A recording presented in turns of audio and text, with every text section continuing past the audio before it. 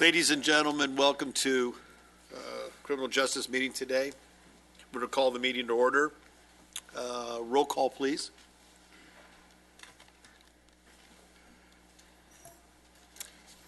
Commission members Brown. Present.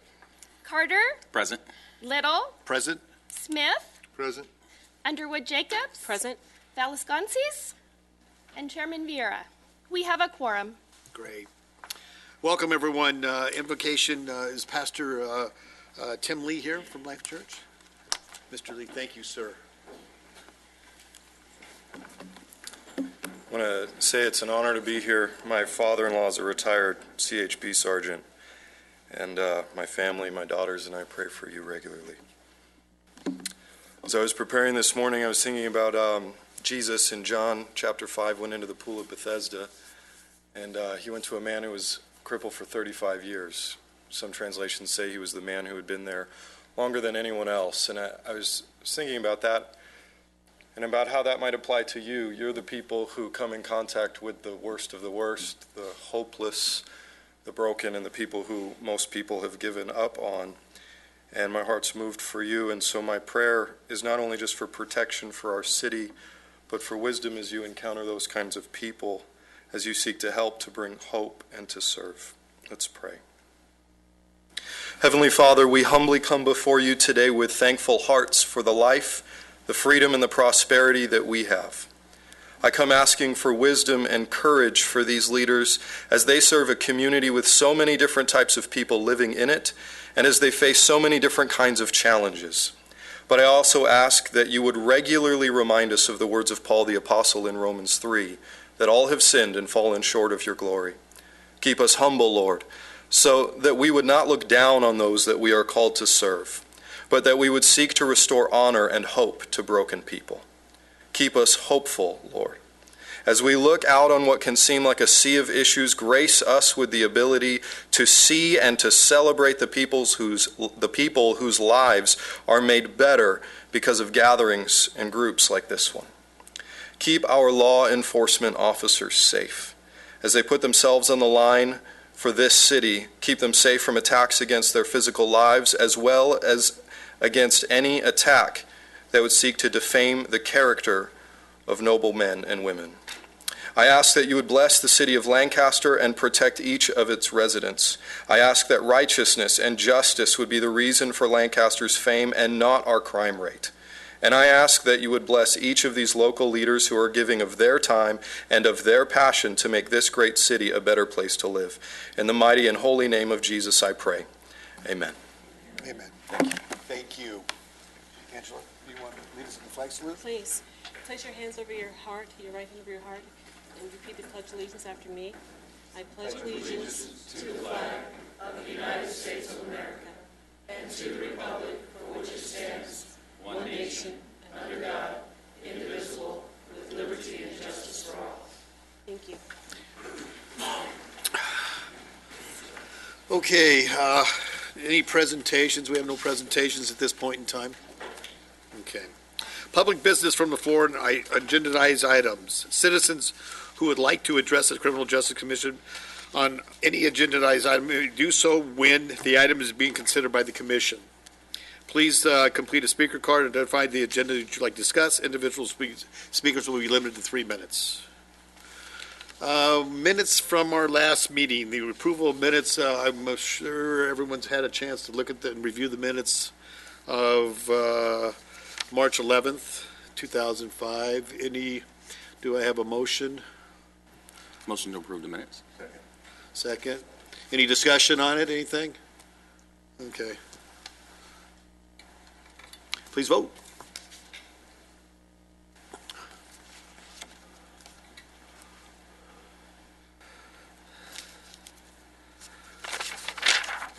Okay, we're good.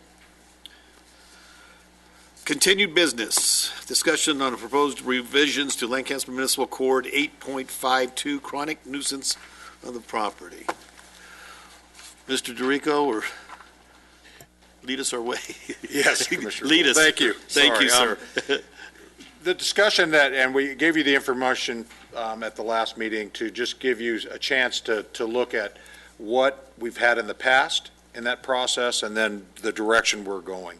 And the reality of it is that the prior process that we had for enforcing chronic nuisance issues was cumbersome and redundant and really was not effective, okay, in the way that we processed it. So the Assistant City Attorney, Jocelyn Corbett, has been working on a new process. We've developed a different ability to track those cases. I can give you an example, the necessity of it as we look at chronic nuisance and just from a resource management issue. The captain's deputies respond just alone to party calls to about 3,500 a year. I mean, so if you start looking at that, that's a significant amount of resources that we're dealing with just that nuisance issue and how it has an impact on the quality of life in those neighborhoods. And I was actually surprised to see that number. Now, if you average that with what it costs per item for the Sheriff's Department and what the average time spent at those locations, that's a pretty significant dollar amount as you start looking at how to manage that. And a lot of those are repeat offenders.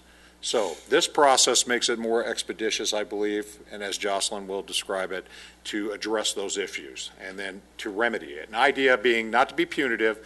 Our issue always in the policy of our city is for compliance. Compliance is what we're looking for. Okay, and then for those that don't want to comply, then the punitive aspect comes into play. So just to briefly summarize the chronic nuisance property ordinance as it's currently written, as Lee mentioned, it's pretty cumbersome. You have to have 4 calls for service before the city issues an incident notice. And that notice puts the property owner or the responsible person on notice that in the future they might be subject to cost recovery imposition. Then at the 5th call for service, then there's an abatement notice issued. And once again, the way it's currently written, the property owner or responsible person is again put on notice that if there's another call for service, then they'll get invoiced for cost recovery. So it's not until you get to the 6th call for service at a property that you even start imposing the cost recovery, which is that it's just too cumbersome. It's too unwieldy. There are way too many steps to get to a place where we can actually. It's like the Prop 47 ordinance. The idea being we don't want to charge people, but we want to deter this kind of behavior from continuing again and again at the same property. So I think we're looking at revising the ordinance so that it's more in line with the Prop 47 ordinance, so that you have an administrative citation procedure that's much more streamlined, gives the responsible person an opportunity to have a hearing in front of an impartial hearing officer, but you don't have to go through 4 or 5 or 6 steps before you get to the place where you can actually start persuading them to change their behavior. So I really think that the whole implementation would be very, very similar to what we're looking at for the Prop 47 ordinance. Very, very streamlined. Any officer, CSO, deputy, we might even expand it a little bit to other officers, could issue a citation on the spot, and then the person can appeal and have a hearing that way rather than going through all of these hoops. It's just too unwieldy and time-consuming, and it's not. We're not getting any results, so we need to try something else. I'd like to ask a question. In regards to the number of incidents, is it on an annual basis, a rolling annual? How does that work? It's within any 12-month period. So in terms of bookkeeping, if you will, even that part is cumbersome because then somebody has to sort of manually keep tracking month by month by month what you're looking at in a 12-month period. It's just very time-consuming. Jocelyn, don't we have something in place for businesses too on burglar alarms? Isn't that, would this follow under the nuisance situation? Because I remember in the day, Mr. Drinker, when we had the stores and things like that, right, and their alarm would go off and it was a faulty alarm. There were so many of those calls that you could get before there was a fee involved. Correct, and that's still in place. That's still in Actually, place. still, and that's managed through our office as well, based on the notification from the station. Deputy Lance Jordan tracks those. The deputies actually fill out a form based on that false alarm call, and then based on the number of those, we send a notice, and then again, it has an effect on curbing that activity. That makes, especially for folks, and that applies to residents as well. It isn't just business related. Right.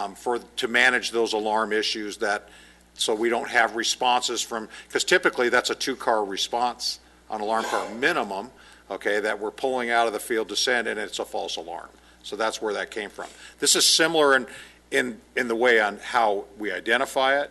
The issue being is, though, this is, significantly more resources are being put to these issues. And chronic nuisance, and we have people that are habitual callers with no foundation to the call.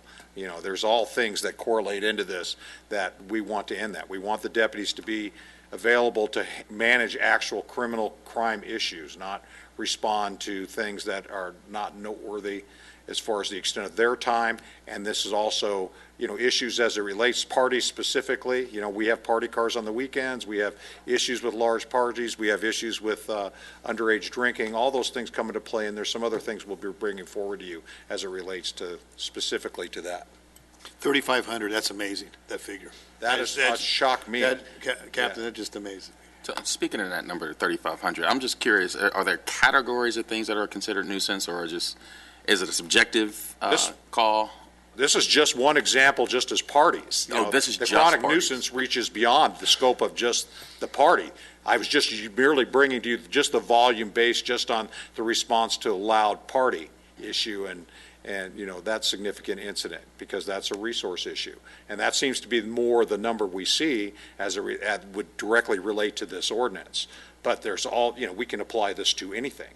Okay, if you have someone that's calling continually about some issue, or someone that's creating the issue, like in a specific neighborhood, okay, and then we can deal with the property owner or the landlord or the management or however we might manage that to remedy that problem. So it also applies to if it's a tenant, those type of things. Other than what I read under the cost recovery section of this ordinance, are there any other fines affiliated? No, that would be it. That would be it there. And again, what we're really trying to streamline it on our side to make it more effective and not so cumbersome, because just the tracking alone is monumental time consuming for the sheriff's department as well as the public safety staff to manage that and then get those notices out. This will relieve that. The deputies identify they have a specific code they log as it relates to those repeat calls for service, or that could come from the desk, how they track it, and that citation could be issued. Any other questions? Comments? One, how does it relate to businesses versus, this is residential basically, right? Currently? The way it's written, it does suggest that it's focused on residential properties, and it does also mention residential rental properties. But we certainly could use it at businesses. One thing that jumps out to me immediately is things like massage establishments that are a front for prostitution and other criminal behavior. Some kind of a citation procedure for those sorts of businesses would be, I think, nimble. An agile response. If you look at the chapter, if you have it in front of you, there's a very specific list of behaviors that constitute a chronic nuisance at a property, and that too is a little too restrictive. I'd like for us to maybe take a look at that and flesh that out a little bit and see if there are some categories that we might want to include as we revise this. So any thoughts you might have in that regard would be very welcome as well. I'm sure that will expand as time goes too, and looking and so. Anything else? Okay, Mr. Drigo, I'm sorry. I'm Dr. Brown. I'm sorry. I'm sorry. What is it that we can do to help? Why are we talking about this here? We have been asked to bring, obviously, any ordinance that has any sort of criminal aspect to it to this commission for your consideration and your comments. I know that City Council is very interested in hearing your thoughts on these matters before we take these ordinances in front of the council. If you have any thoughts about this ordinance in its current form, I would be very interested in hearing what your thoughts are, any suggestions you have. I do intend to have some kind of a rough draft of thoughts on the amendment and to bring that to you hopefully at next month's meeting, and I would love to get your input on that as well. If you could assist us in crafting an ordinance that is really effective and workable, that's what we're looking to have happen. Might there be a way that we could have that sent to us prior to the meeting so we could review it and talk about it at the meeting? We certainly could have the clerk's office send you drafts in advance so you can be prepared for the following meeting, absolutely. Good, thank you. Anything else? Okay, moving along. Mr. Drigo, I failed to acknowledge or ask, we have some students here in the audience today, and I believe it's from our Highland High School group, again. This has become quite a way to get out the first Wednesday of the month class.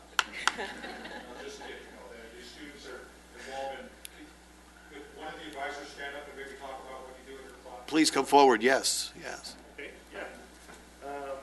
Well, we're the Law and Government Academy at Highland High School.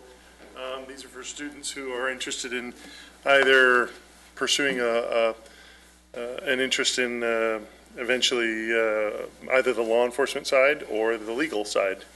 And so, guys, stand up. Really proud of these guys. They're great kids. How many want to become lawyers? Well, Mr. Paris is right here. Yeah. Thank you for having us. Thank you for being here. Thank you, students, for being here. It's always an honor to have the youngsters and students here to see and keep an eye over us. So thank you for being here. Mr. Cobalt, sir.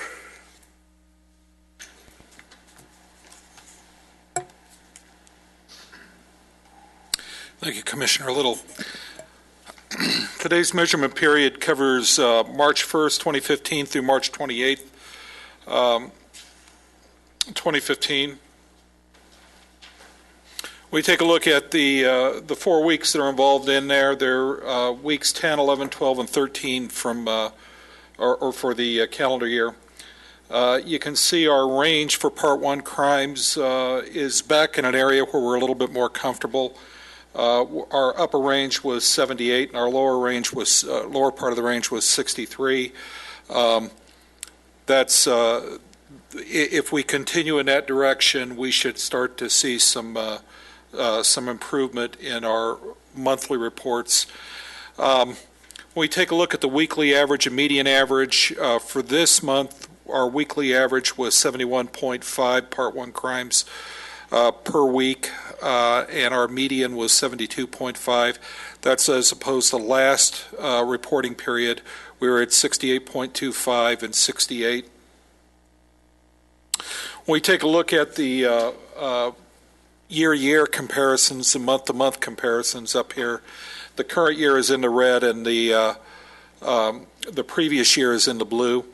When we take a look at that and compare March 2015 to March 2014, we can see we were up 2%. Our crime rate from March of 2015 back to April of 2014 is right now about 291.35, and that's with 4,658 Part 1 crimes measured against a population of almost 160,000 people.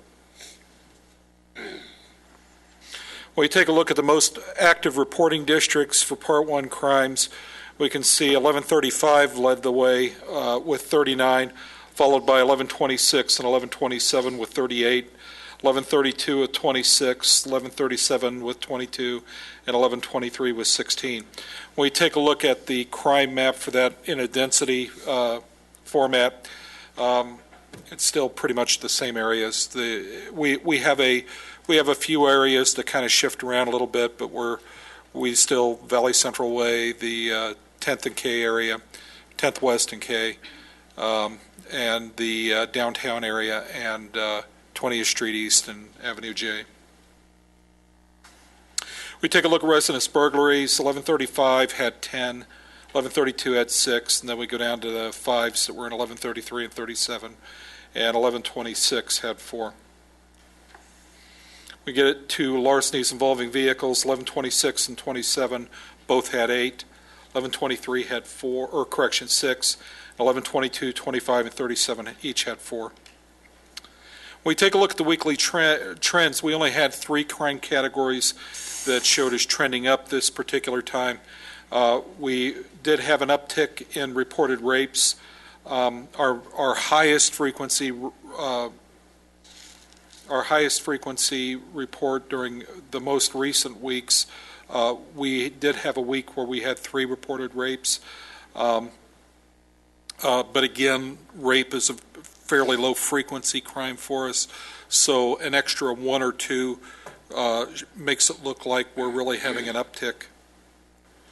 We take a look at robbery. I debated as to whether to show this as flat or trending up. There's a slight upward tick to this, but not much. It's almost, or robbery could almost be considered trending flat right now when you take a look at it. We did have a high frequency week back in week 3 or 4 of this calendar year, but other than that, things have been trending pretty consistently across the board.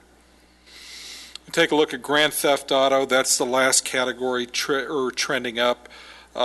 Most of the week still, in fact, since or virtually every week this calendar year, we've been below the baseline. Our baseline for auto theft is just under 13 per week, and for this calendar year, you can see up there that we've been pretty much below that the whole time. Trending flat is homicide, and then trending down is assault. You can see a nice downward slope there. Also, burglary is trending just kind of below flat. It's trending down a little bit. We had some pretty good weeks in there from weeks 5 through week 13, and that's showing a downward trend for us. Almost all of, with the exception of 1 week, almost all of the weeks during this reporting period have been below our baseline, which is about 23.5 per week for burglary. We take a look at larceny. This is our highest frequency crime, and we've got a good slope going there. We're trending down. We only had 1 week over the course of this calendar year where we were trending above, or where we actually went above the baseline. If larceny keeps going in this direction, that'll have a positive impact on reported crimes as well. Arson, again, is another one of those low-frequency crimes. We average a little over 1 arson per week, and we're showing a good downward trend there. This is the map where we show by reporting district and basically how the crimes lay out across the city. You can see the density maps there, and again, they're pretty consistent. When we take a look at reported call or repeat calls, the only real new address on here for repeat calls is the Windrose Apartments 44710 division, and they kind of pop onto the scene about this time of the year, and they'll be on and off over the course of the summertime in all likelihood. And this is the map for the repeat calls for service, so you can kind of see how they lay out across the city. And this is our forecast. We're forecasting for April 356 Part 1 crimes. We forecasted for March 355. We ended up with, it says 335 on there. I think we're a little over 340 right now. So we were a little bit better than this is showing. We showed an accuracy rate of 94% with these numbers. And that pretty much takes care of the report. Any questions? Actually, I do. I'm just thinking about some of the words that you said, and I know month after month we meet and we hear the data and the analysis and all of that. I'd like to know, in the areas that, looking at the map, that haven't changed, it's pretty much the same, similar anyhow from month to month, what is it that we're doing differently to deter some of the crime that we're seeing? Well, one of the things that we're doing in these areas is we're going with the business improvement groups and trying to get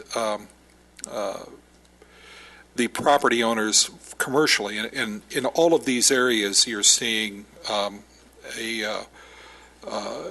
of these areas are in commercial areas. They're not in the neighborhoods, so to speak. And what that means is the variables that are related to crime have a higher density in these areas, which means you're going to have a higher frequency of reported Part 1 crimes. What we're trying to do is get the property owners to take an increased role so that they can help bring down those Part 1 crimes through the business improvement groups.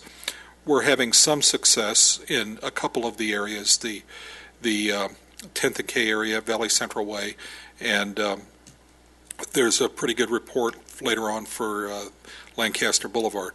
We still struggle on the east side, and that's one of the ones where we really need, again, as we say over and over and over again, they've got great loss prevention over there.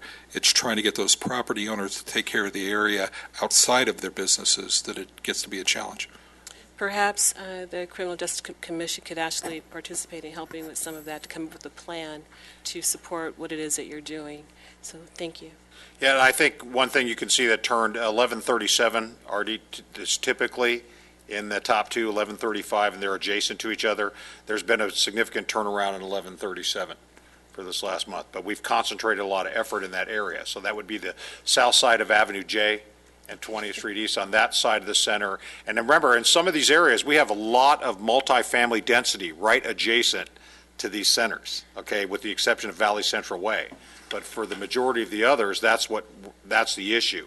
Like, as you look at reporting District 1126, that has one of our largest apartment complexes and multi-unit in that area. So some of those responses you're seeing is based on some of that density too as well, because there's a significant larger number of people that are living in those areas and units. Some of that relates to that. So we have these discussions all the time on, resource management and different strategies to address these issues, and things we can do differently that might work in one part of the city are going to be completely different in another part of the city. So you can't have a blanket strategy for that. It has to be specific to the issues that are occurring in those areas. It's the difference you see all around in communities, how things lay out. And we have that, you can see it in our schools. You can see things as it relates to our shopping centers. For us, we've identified that for some time. And again, we're always renewing those strategies on how to deal with those issues.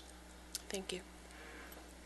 I'd have to say that you're right on that, Angela. I think that that was one of the things that I think Dr. Vieira brought up as far as forming a coalition of us or individuals that will take a look and say, we have the same spots, we have the same areas. What can we do as a commission? What can we do for the general public to get out there and do the things that we're doing? And I see that our sheriff's department, highway patrol, and our law enforcement, the district attorney's office, and what they're dealing with. It's incredible the amount of workload that they have, and I see, not only is it as a public, it's a residential issue, at times, absolutely huge residential issue, it seems like so. But anyways, I agree. That was great comments. So. Any questions? Any comments? Okay, then we'll move along. Mike, how are you, sir? It's been a long time.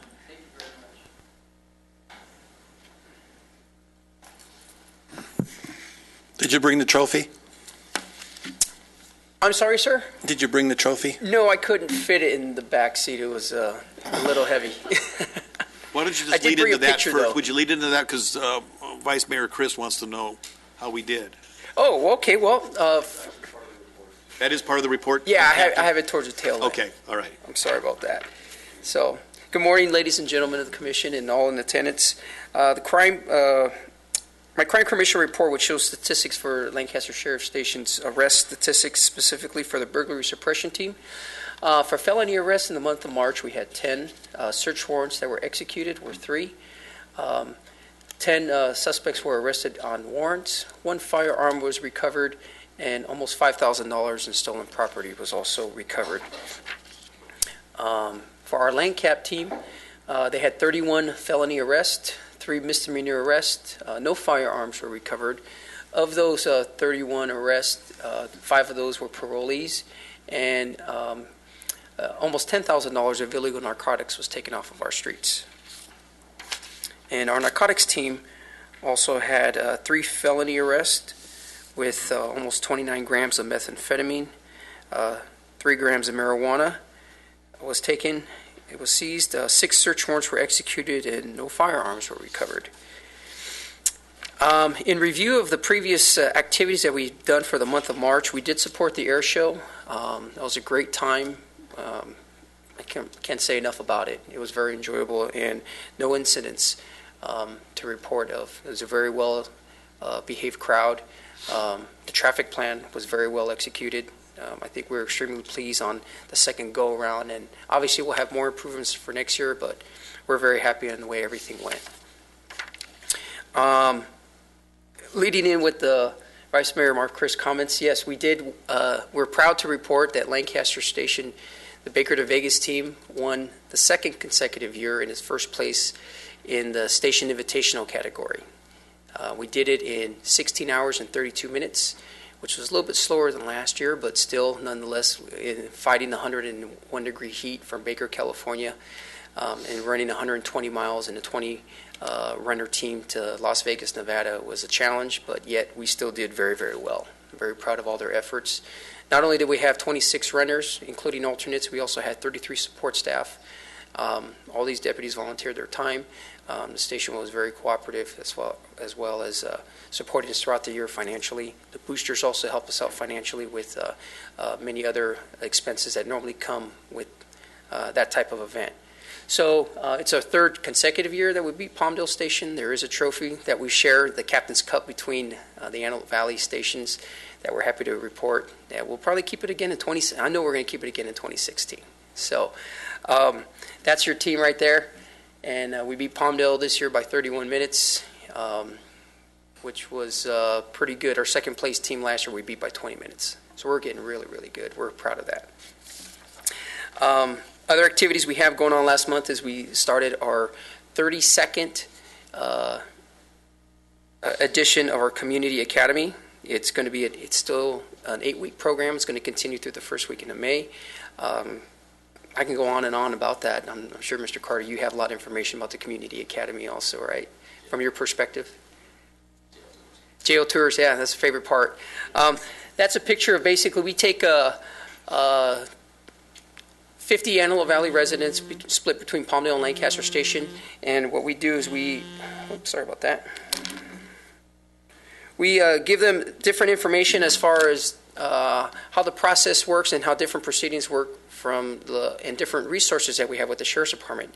Yesterday, the class of about 37 students had a lecture from our arson explosives team. The week before that, they took information from our traffic detail, not how to get out of tickets, but to explain how the traffic detail works. And we also give them other information from different various, not only resources or different services that we provide from the Sheriff's Department. We give them a traffic tour.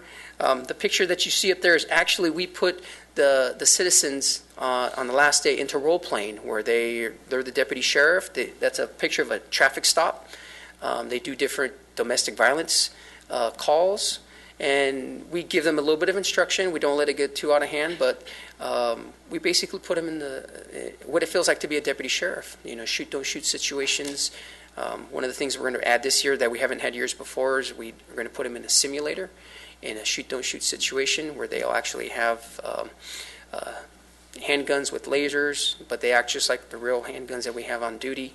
So it gives them a different perspective. And then there's a graduation at the very end. That's an example. And they receive a diploma, and it's very well received from the public. So that's what we have going on through May. And then obviously we're gearing up for the Poppy Festival coming up very soon. And we're looking forward to supporting and having a safe and uneventful event without any major incidents, of course. Any questions? Go ahead. I just want to say to you, I cannot say enough about what you do in and around the community. You are everywhere. You're involved in everything, all the public relations things, and I certainly do appreciate your presence being out there. And for the students in the back, if you're interested in the explorers, if you're looking into going to law enforcement, this is the gentleman to talk to right here. He has all the information on it.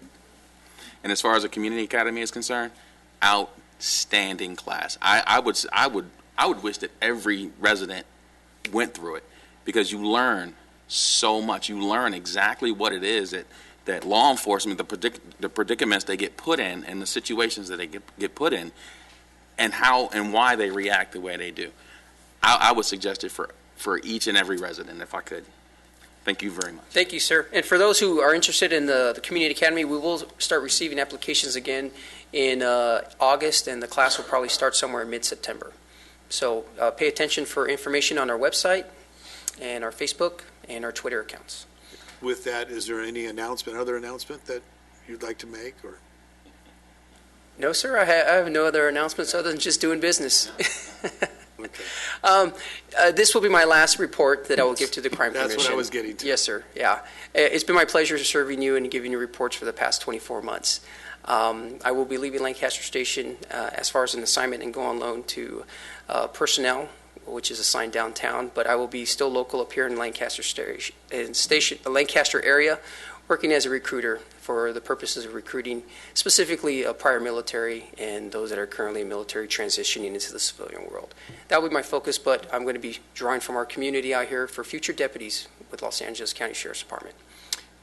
With that, I'd like to just make a little note that with our Sheriff Board meeting this morning and our President, Vice Mayor, Chris, who's been on that Antelope Valley Sheriff Board for 15 years and has directed us along the way, and he's seen the work that's been done with you and previous, and we all agree that it's sorely going to be missed. You're sorely going to be missed because you're exactly what he's there everywhere, and from even taking phone calls on the weekend on a couple of times I placed a phone call to you, and you're always there. So we can't thank you enough, Mike. I mean, for what you do and how you do it and the effort that you put in. Even with the bad hamstring and you came in 30 minutes and you should have come in a lot quicker, but that's what, you've been an asset to this community. Incredible. So thank you. I appreciate that. Thank you. Thank you all for your kind comments, and I know Deputy Josh Stamsic is going to do an outstanding job. He'll be my replacement, and he's going to do very, very well also. Thank you. He's got some shoes to fill, right? Oh, yeah, he's got a good size 12. Yeah. Oh, okay. Thank you, Mike. All right, thank you all very much. Moving along, Calvin, how are you, sir? Doing well. Good morning, everybody. Okay, well, we're going to start with our traffic collisions involving injury and fatalities. As we stand today, we are one fatality above last year, but overall we are almost 3% below last year, compare year to date on fatalities and injuries. So we're doing fairly well. That the enforcement, we've done over 2,200 citations just in the month of March, and motorist services, people that we've assisted out on the roads, close to 500, and this is just, again, the month of March. So overall, we are providing a service out there, whether it's providing a service to the community or writing them a citation. We're out there. Excuse me. A couple of things that we're doing this month. It's National Distracted Driver Awareness Month. We're heavily enforcing distracted drivers out there, and which is not very well received by the community, by the way. So far, within the first 5 days that we into the month, we've issued 81 distracted driving citations. And if you look at AV Times online, not very good. But we're going to continue to do this, and we have till the end of the month, and continue to enforce distracted driving. And unfortunately, it does kill a lot of people every year here in California and throughout the nation. Another effort we're doing out there, every 15-minute programs. I've been tasked with this again, and I love it. I have a passion. This year we've started doing 5. We're down 2. One was Vasquez High, Highland High School. Just did theirs a couple of days ago. It was a great program. We have Lancaster High coming up, Pete Knight, and Eastside High in the next couple of weeks. So, and this is all in an effort to educate our new leaders out there, or the next generation on the signs and symptoms and the effects of alcohol. We want to deter that, and unfortunately it's become a culture out there that DUI is not a crime, as we discussed in the past. People still do not see that as a crime, and it is killing a lot of people. So we're going to continue to do that. We're also still looking to hire. Our next application phase is going to be July 6th through July 9th. It's a 4-day open window. And our academy continues to put people through, and We want the best of the best, just kind of like LASD. We want good people out there serving the community. So if you know anybody that's interested, please send them either our way, and we'll compete for them. So we'll see who has more to offer. Just kidding. Love you, Mike. So we work very closely together up here. That's a great partnership that we have. So you'll be missed. Thank you. Any questions? Angela. Go ahead. How do your stats compare year over year with fatalities and DUI? This year, the fatality, we are, well, the fatalities, it's a small percentage. It's usually about 10%, 10 to 12% over the overall picture when it comes to fatality DUI. This year, we've had 0 DUI fatalities. Most of them are people just either driving distracted, blowing through stop signs, or falling asleep behind the wheel at night. But overall, this year we have 0 fatalities involving DUI. Are DUIs up year over year, though? I'm sorry? Are the DUI arrests, are they up year over year? Yes. Yes, the DUI arrests are up. So overall, being that the crashes are down, the DUIs are pretty much slightly up than compared to last year. So, they're out there apprehending them before they crash. For those that don't know, when you talk about, this is the awareness month for distracted program. Correct. That is, it's national. Explain that to maybe some of the members in the audience that may not understand exactly what that means. This month it's nationwide. It's a Distracted Driver Awareness Month, which means the entire nation partners up with allied agencies in every state and goes out there and enforces distracted driving. Not only is it cell phone, texting, we go using technology behind the wheel, whether it's to change the music, food, coffee, even though that is not illegal in itself, any unsafe maneuvers that people do. So in an effort to reduce the number of people that die every year, in 2013 we had about 3,200 people that died nationwide as a result of distracted driving. Here in California we had 50 people that died as a result of distracted driving. But the issue that we face with distracted driving is that we don't always know whether they were distracted or not when they were involved in that crash, or people are not always honest when they tell us that they were distracted when they were involved in that rear ender or that injury collision. So these are just confirmed distracted driving. We know that the picture is much bigger, and so it is an issue that is also there, as well as the DUI. So the Highway Patrol focuses on that, being that primary function is traffic, and it's a year-long effort that we have, operation. It's just being that in April, being National Distracted Driver Awareness Month, is the month that we keep statistics for. Gil, can you give us an example of what actually it is, like putting makeup on, eating a hamburger, what? Yes, putting makeup at 80 miles an hour is not safe. Lip gloss, lipstick, shaving, or eating, it's in and of itself, you're taking your attention away from the road. Anything that takes your attention away from the road is a distraction. Whether you're eating or you're taking that sip of hot coffee, and that's just the initial. So just to narrow it down, it takes 4.6 seconds for you to pretty much send a regular forward text to somebody. At 55 miles an hour, sending that out, you will have traveled an entire football field without even looking at the road. So you don't know what's underneath your car. It's a big issue, so don't do it. It's not worth it. What happened to that old saying, 10 and 2? 10 and 2. 10 and 2, huh? Yes. And I don't know if the deputy LASD has encountered the same problem with distracted driving or not, but most folks now are texting while they have their phone on their lap by the gear lever, because we can't see it. And these are the folks that we're actually encountering out there, either via just a rear ender or injury or fatality. So they're getting smarter for us not to see it, but obviously they're just fooling themselves, because eventually they'll be involved in a crash. So,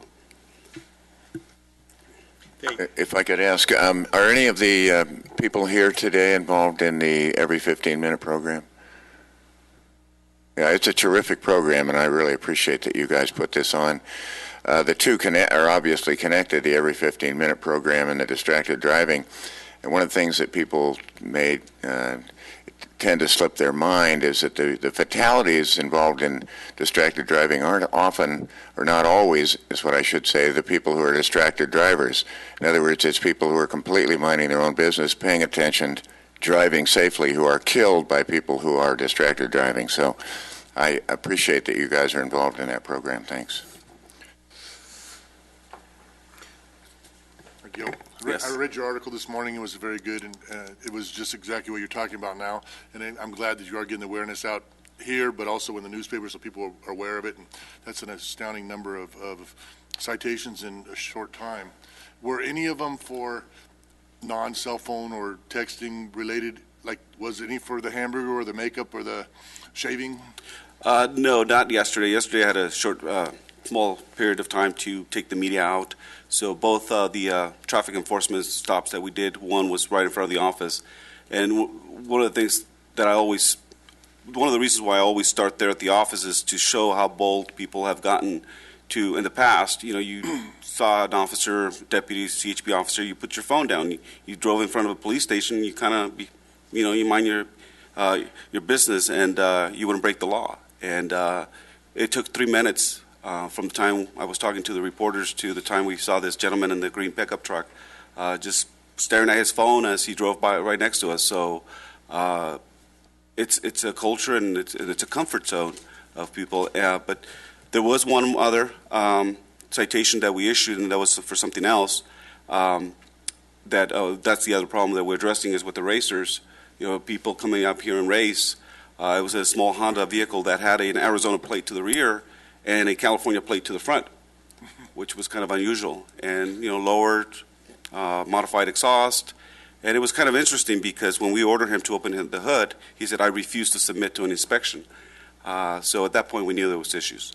And eventually, the backup arrived, and he did voluntarily at that point, once he was advised he was going to jail. And it was a completely modified vehicle. So I put him out of service yesterday. So that's another impact that we did out there, one by one, day at a time. So I don't think he'll be fixing his car because it's not worth fixing it. He just had a stripped-down engine compartment with a Japanese domestic motor, and everything in there was illegal. So, so again, it's minor, just plate not matching. And those plates came back to an 05 Volkswagen, and the other one came back to record not on file. So you know that if he does something out in the valley and someone catches a plate, lead us nowhere. So it was a good stop overall. Thank you. Thank you. Thank you, Gil. Appreciate it. Thank you so much. Moving along, Mr. Franklin, District Attorney's Office. Good morning.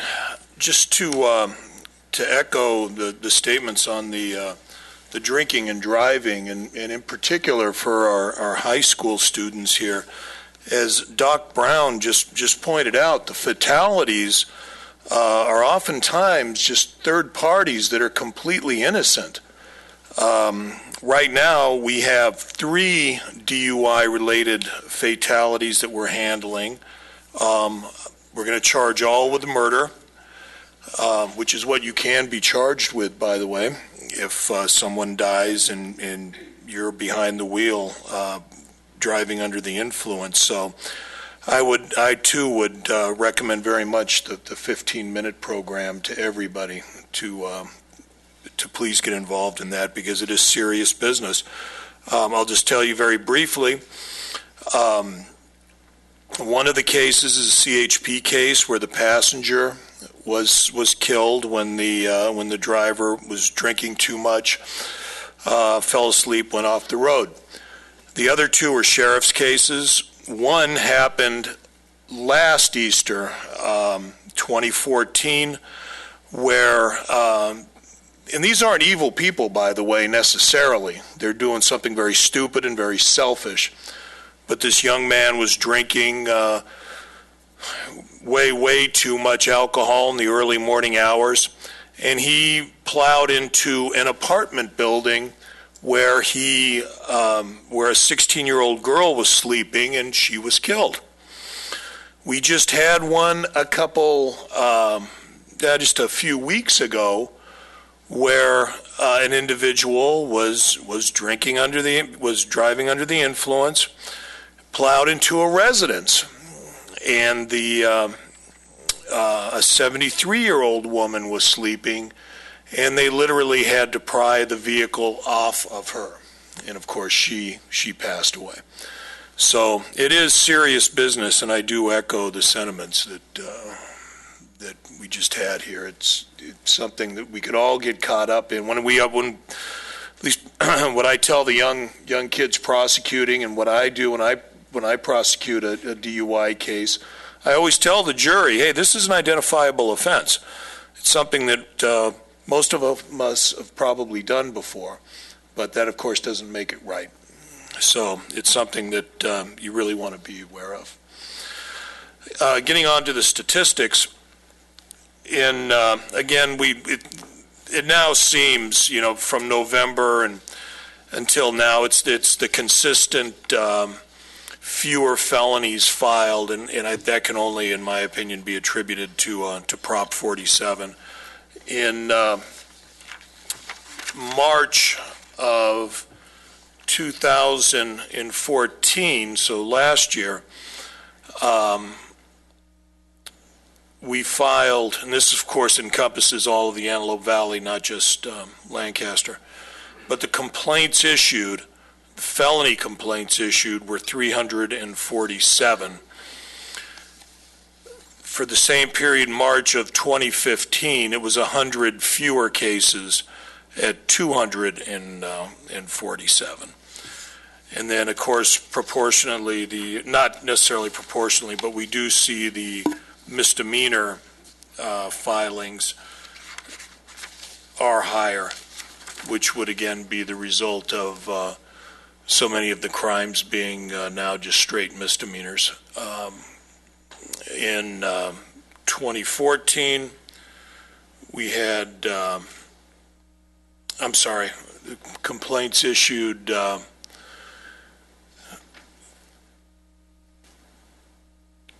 year to date is it's starting actually to even out, so the proportionality is not the same. What we do see, however, is quite a bit fewer though the felonies being filed, and the misdemeanors are pretty much starting to get back to more of a constant constant number. So we're doing what we can. We've tried 42 cases year to date, and that is about 3 times, for instance, what San Fernando, Van Nuys, or Pasadena has done. So we're doing what we can to hold tough on the violent cases and make sure that an appropriate sentence is imposed. And that concludes my portion. Yes. So, correct me if I'm wrong, but what you're saying is basically our numbers are holding fairly flat, trending fairly flat over the past several years. And the reason why I'm asking is because oftentimes in conversations, especially when the corner case events happen, the sensationalized events happen, people have this impression that the Antelope Valley is getting so much worse. And coming here and listening to the stats and to the data, we know that things are there may be slight variations up or down, but for the most part, they're pretty flat. Is there a way that we can get some of this information into the paper maybe, or into somewhere where, besides just the website, that a larger population can see, so they can see the true numbers? Well, I think it's the misdemeanor numbers that are flat, and what's difficult is that, and I realize when Mr. Cobalt was talking, these numbers don't really coincide with Lancaster. Lancaster does seem to be pretty well flat. With overall Antelope Valley, our numbers are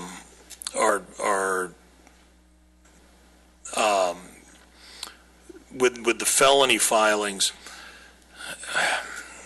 it's hard to say right now if, for instance, what exactly Palmdale's statistics are and so forth.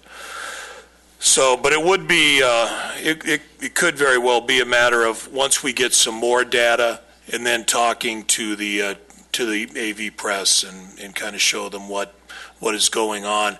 I would like to see actually, though, the violent felonies, if they're going up, if they're not.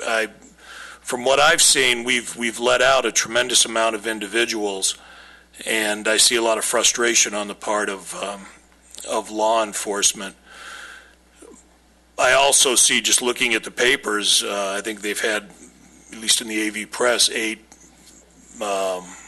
I believe they were classified as homicides since the beginning of the year. It would be interesting to find out whether or not any of that type of activity corresponds with Proposition 47, because undoubtedly individuals that we're letting out, on its face, well, we let them out on a petty theft with a prior, or we let them out for straight possession of methamphetamine. But when you just go one level to the outside, or one more, a little bit beneath the layer, a lot of times these are individuals that we're letting out that have no respect for the law whatsoever. And whether it's stealing a piece of pizza from a kid at lunch, up until, up through committing rape, robbery, mayhem, etc., they just don't care. It's irrelevant. They're just not going to abide by the laws that they're supposed to abide by. And I think it's a real fallacy to think that they're just in there for committing this petty theft, and that's all that they've ever committed in their entire life, or all that they will. Because oftentimes these people have horrendous records that we're letting out, and I think we will be seeing recidivism. So it might be a little bit premature, I think, to go to the press with that until we get a little more statistical information, because there is going to be more folks out on the street, at least based on the felony filings that I've been seeing. There is a lower proportion of felony filings, which means, conversely, I think there's going to be more defendants out on the street. Well, with the advent of AB 109 and Prop 47, I, again, want to commend law enforcement for the job that you're doing, because I'm sure it could have been a whole lot worse here in Lancaster than it has been. The Sheriff's Department and CHP, they've been doing an excellent job, and as I indicated, we're doing our part at the DA's office by really towing the line, and it's not always business as usual when it comes to moving cases along, because we know a lot of these folks are already out the door. So what we have, we're going to hang tough on the defendants that we do have. In regards to Prop 47, what is the status on Ordinance 1001? Well, we're in the stage right now of actually going through the process with the Assistant City Attorney on approving our citation format, on how we're planning that, and the report format for its use. So we're moving forward at this point. I know we've had some discussion at the last meeting on some considerations as far as diversion or how to manage those things, or qualification on a program we're currently working through with Mr. Franklin's office in the judiciary as it relates to the Antelope Valley Working Group. And that's, all for consideration. There'll be those individuals that will qualify for that, and that determination can be made. And that will be based on recommendations of what from the Crime Commission and as well to the council on different avenues for enforcement of that particular ordinance. Great. So that's moving forward. I'm glad to see a proactive approach to this situation, so thank you. Is it safe to say, Mr. Franklin and Mr. Cobalt, that Mr. Dorico, that with Prop 47, these figures are going to go? We have an area that, with your workload that we're already doing in law enforcement, that's already doing a phenomenal job, we can almost safely say that these numbers will change to a different degree. Well, I'm going to say this to you, that Mr. Franklin won't pat himself on the back, but it's well known within the judiciary that there's a lot of scrutiny put to some of these petitions that have come forward for Prop 47, and the rate of denial in our court versus what's occurring in some other jurisdictions within the county. And that's driven by the creative work of Mr. Franklin and really scrutinizing these cases. On the other side of it, with the CHP, the Sheriff's Department, all the agencies are involved in managing these programs, really in light of the numbers that they're facing, the fact that we are stabilizing somewhat is something we should discuss at some point. But I agree with you that that's going to have dips and valleys to it, depending on, we don't control the release rates and we don't control the folks that move into the area that don't have a historical tie here. There's a lot of variables that can affect us in that, and actually knowing where these individuals are, is a big issue. I know that there's some resources coming forward from the Sheriff's Department side for the incorporated area that has a direct nexus to us within our municipalities that will help us deal with some of those issues. But it's going to be it's a long battle. And as far as the resources that have been discussed is with the legislature that are tied back to this particular proposition, I'm not hearing anything as far as what those numbers are reflecting in actual dollars. I will tell you, as far as the AB 109 funding, it's grossly underfunded based on what the need is in our particular county, and I think that's pretty consistent throughout the state. But to actually remedy what some of these issues are, today, some of the court action lately as it relates to 290 offenders, like we have this, now all of a sudden this, specific class of individual that's being somehow singled out unfairly. I mean, there's a different mentality that's going on a statewide basis that we have to contend with continually. Yeah. I think we're going to see some things that we go through this. Again, it goes back to what we talked about area as if we talk about, I'll cover that. You're exactly, Jocelyn just reminded me too, they're not even talking about any funding for this program until 2016 as it relates to Prop 47. So that hadn't even been identified. But as we see these issues arise, our job is to come up with strategies collectively as a group to how we want to mitigate that or what that impact is.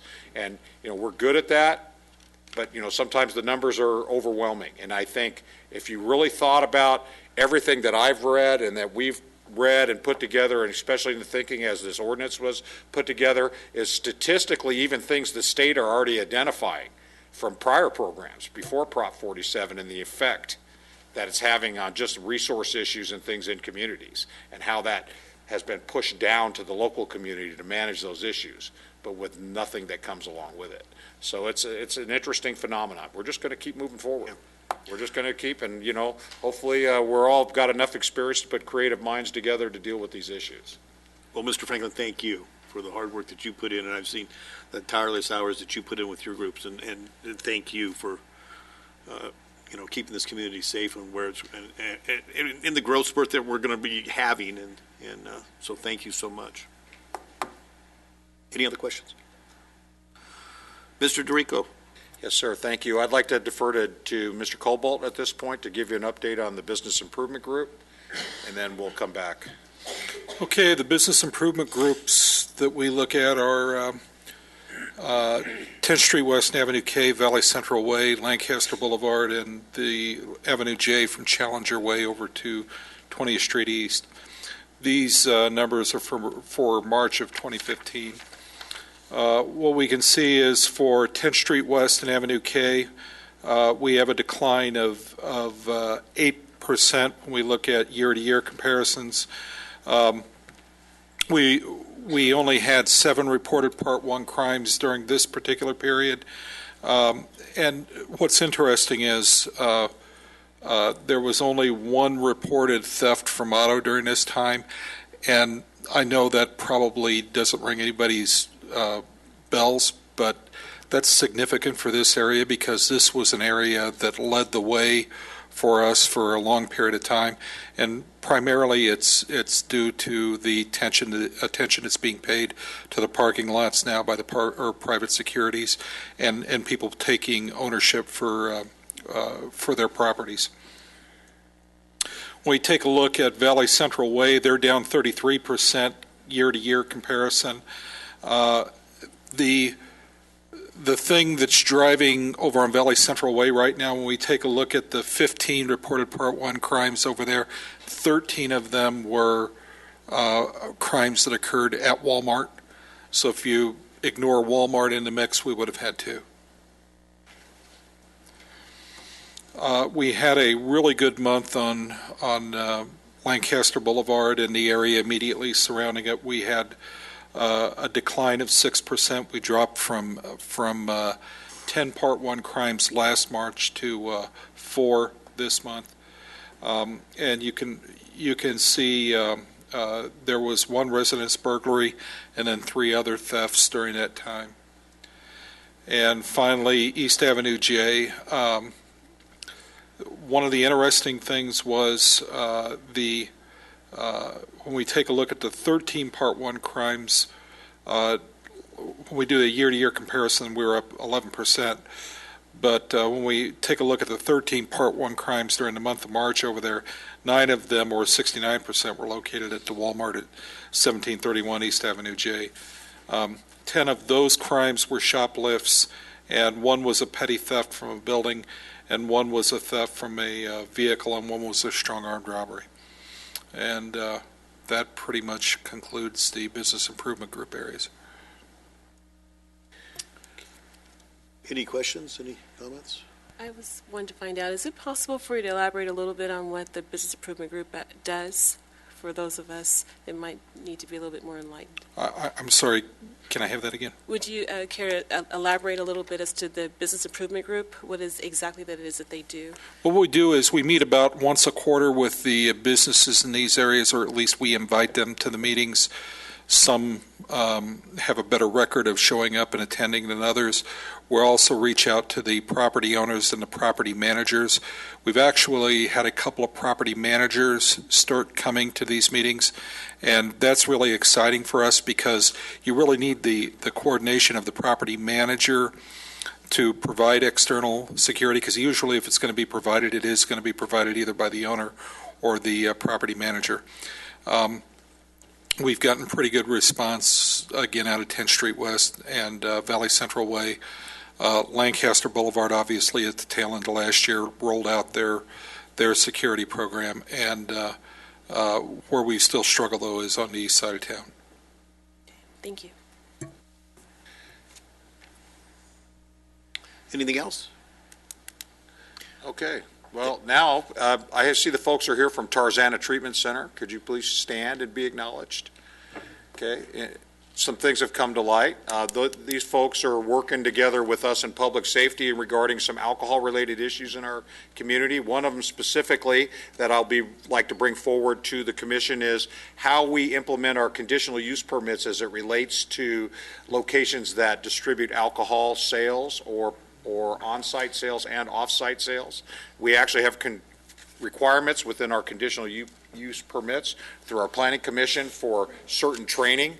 I'm going to be working closely with the folks from Tarzana to establish who they actually have a program for training those employees, who's up to date and who is not up to date, and then somehow implementing that into our business license renewal and our updates through our business license enforcement. So they've brought some great ideas forward. We have a couple other things we're going to be discussing too as it relates to youth and alcohol and things as well in our community. But that's one specifically I'd like to work together with the commission on, is how that implementation should look, what's a realistic requirement from our businesses, how often they should update, because in our conditional use permit is pretty specific as far as how employees, what timeline they have to be, but what we can expect based on the enforcement side of it, based on the resources that we have. So I'd like to bring that forward, but they've been a great help. And we'll be talking to them about a few other issues as it relates, especially in light of things we talk about in here in Prop 47 and diversion programs. Currently, the program that we're working on with Mr. Franklin's office and with a couple of our judges on how we're going to manage folks for diversion and how that relates to programs that we're going to be responsible for through our relationships with nonprofits and specific government entities for those programs, and create that incentive for people to participate. Well, welcome. And your input's going to be very valued, so we look forward to your input. So thank you for being here. Thanks. Again, Deputy Ruiz brought up the air show. The air show was a big deal. It went really well. I'm going to throw some accolades out there. Our traffic engineering office here at the city did a tremendous job on the traffic plan. The implementation from the sheriff's department and their operations plan was phenomenal. The deputy coverage was incredible, especially as we compare ourselves to last year, where I give us an F for last year. This year, I definitely give us an A as far as managing issues with crowd, people getting into the venue, and especially for people leaving the venue at one time. Our park staff, once again, did a heck of a job. Our public safety staff was all present. We didn't have any issues whatsoever. And I will tell you, we challenged ourselves on the 2 days. Saturday, we had the venue empty within about 50 minutes. The second day, we did it in 30 minutes. Okay, and with minimal impact back for the CHP on the freeway and those things as well. So I think it worked very well. So we're pretty proud of that. And the show was well received, and we had well over 100,000 people over the course of 2 days. Great show. So I think it went really well. Big event coming up with Poppy. That's one we're very proud of the city, and that's a very enjoyable event. That's one of my favorites that we do every year. And again, I talk about this a lot, but in 5.5 years here at the city, the sheriff's department's only had to arrest 2 people in that entire time, and that was for pretty minor offense. So if you think about the volume and numbers that come to these events, especially like the Halloween event downtown with 30 to 40,000 folks and everything else as well. So we're quite proud of that. Should be. And then, as we move forward with some of these things, there's, the workload for the Community Youth Court has been significant. Jim and Anne Marie have done a heck of a job managing that with, how many interns do you have now, Jim, working? We've got 5, and we're recruiting for next year. Right, so that are helping us through that process. But an interesting phenomenon that's come out of that and Jim's management of the teen court. Now through this truancy program we've implemented at Antelope Valley High School, there's actually a desire from Judge Wesley downtown from the juvenile division courts to implement teen courts in our local high schools. So we're actually having a meeting on Monday how that would look. So as incidents relate especially to truancy and issues that occur at the schools, to actually have a true representative of their peers on site at campuses. And they do that. The Superior Court sponsors that in several high school campuses throughout the county, so we're really looking at how we can implement a similar program here, and especially in light of how, with juveniles specifically, how much diversion is out there. The court, I've given you some numbers on what the probation department is tasked with through their diversion unit. That's 4,500 citations a month, so the timeline usually for a restorative justice model is 7 to 8 months before that's addressed, and we all know that's not very good. What we're doing is working closely with them to look at ways that we can have something that's more appropriate based on that restorative mindset and get these kids back on the right track. And that's really the direction we're going. So I'll be happy to report out to you what that will look like at the next meeting based on what the court's requirements are and the facility issue at each campus and how that will work. And that's it. Any questions? Thank you, Mr. Dorico. This is our time of the meeting where we have public business from the floor for non-agenda items. The portion of the agenda allows an individual the opportunity to address the criminal justice on any items not on the agenda. State law prohibits the commission from taking action on the items not on the agenda. You may on the agenda, and your matter will refer to staff. Individual speakers are limited to 3 minutes. We have a couple speakers. First, Shannon McDonald.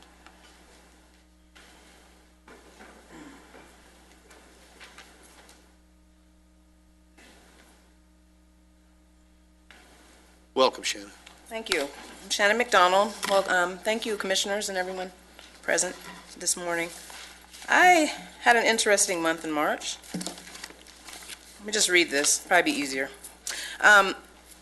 Crimes against the person happen all too often in our society, and I've been a victim of such crimes more times than I can recall throughout my life. Individuals who commit crimes against others must be held accountable if society is to feel at peace within their communities. I can, however, recall 4 property crimes, actually, which I was victim to from the year 2000 until most recently, March 25th, 2014. I had some incidents happen in one apartment complex. May it rest in peace, because it was over there on Kingtree, next to the old courthouse, juvenile courthouse. Gone. Glad. I'll just speak on what happened March 25th. one of the incidents. I actually woke up to my car door being open and ransacked through. Woke up, told my neighbor about it, and the same thing happened to them. Well, not only that, 2 Hondas were stolen over there the same day. So these individuals are extremely busy in this neighborhood that my spouse stays in, which is on around 50th and J. It's on 50th and J in that neighborhood, really nice homes. But there's a lot of these things going on. These teenagers are walking around, stalking the neighborhoods, seeing what people are doing during the day. I've done this over and over again. This has happened. Every incident that I've had happen has been the same type of scenario. There's teenagers that have no lives. They're walking around. A lot of them aren't even from our community, or they're in the community or whatever. They're visiting, and they're just stealing things from people. Of course, it was a theft. Of course, the first question I was asked, did I lock my door? Probably not. But I will say this, who cares? It's my stuff. Don't touch it. Another incident happened when I was at the apartment in particular, because what happened was, this was back in 2004. I'm sorry, I have to bring this up, but it happened because this kid stole a car. He was being pursued by, seemed like dozens of sheriff's deputies. He jumped out of the car and left it in drive. I was just coming home from school, jumped out, my backpack's here. I barely made it out of the way. Put it like this, the stolen car veered, my car door was open. My car stopped everybody else's property from being damaged, okay? I almost got crushed, and because I called the victims of crime, they told me that because I wasn't injured, there's nothing they could do, okay? Oh, man. I'm seeing the things that are going on with the fines and such, and I also found these, all of these amendments that help fund the realignment, which is for the AB 109, the AB 111, which I'm still looking into. That one's kind of confused. The AB 89, I believe it is the one that really confuses me. But there's several bills that actually are out there that will help assist us in finding different, getting money together for us to be able to curtail these different things and find the programs for these individuals. I'm not done, but I guess. Thank you, Ms. McDonald. I appreciate your comments. Thank you so much. Mr. David Paul. Hello, sir. Welcome. Commissioners, good morning. It's a pleasure to be here in front of you. I'm sitting here just listening. There are all these problems, and I want to share something with y'all. I'm reading this new great book called The Art of Power about Thomas Jefferson by John Meacham, and it goes through the incredible effort that was required to bring our nation into existence, and the forces at play. It's an incredible read. I think the thing I took away from that I've not done so far is that Jefferson had this desire to be in the game, to participate, to make a difference, and that's the only thing that helped him through, and it helps all of us. Just realize that we have to do something. There are a lot of problems. I like to say that there's no greater joy than to love and respect the law. And Attorney Franklin, you talked about how people have no respect for the law. They don't. And that means they don't have any respect for themselves or the joy that comes from being a responsible human being. And that's the quest. And the youth court and the help to get kids when they're younger into these things. That's why I developed this Human Accountability Project 12 years ago. It's basically a driving program that puts kids in the back seat scoring their parents' driving behavior. And so that puts a lot of pressure on them. I would like to see something like this revisited. Nowadays, though, and believe me, I wrote this before there was this proliferation of texting and stuff, so not only are the parents up there texting while they're driving, but the kids won't even be able to mark the sheet for what they're doing wrong because they're sitting there texting too. It's a attention deficit problem. And some of this, the thing that frustrates me about all these things, the drunk driving, the texting, we have technology that will prevent all of this, but we won't use it. So we don't want to infringe on people's rights to be stupid.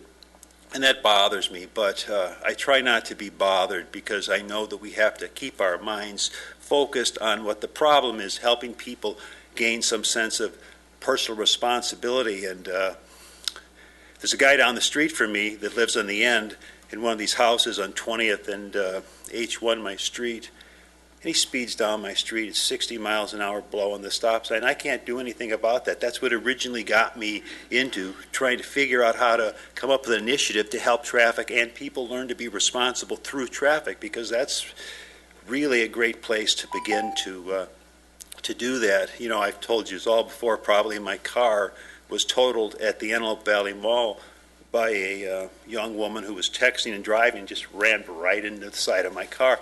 Fortunately, that's a low impact.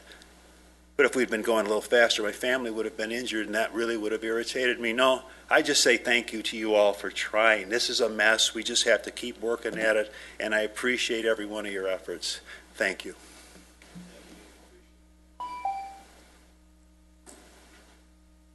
Commissioner comments, anything? Everything good? Then we'll make adjournment for the next meeting. Mr. Chairman? Yes. I do have an announcement. Yes, sir. I just received a email that the mayor intends to nominate Criminal Justice Commissioner Angela Underwood Jacobs to the City Council. Hey. Thank you so very much for that. I'm very excited about the nomination, and I'm looking forward to working with all of you and representing the city well. So thank you so very much. Congratulations, Angela. Thank you. Good choice. Good choice. Fantastic. Be welcome. Anything else? Then we'll adjourn the meeting until Wednesday, May 13th, 2015 at 10 a.m. Thank you.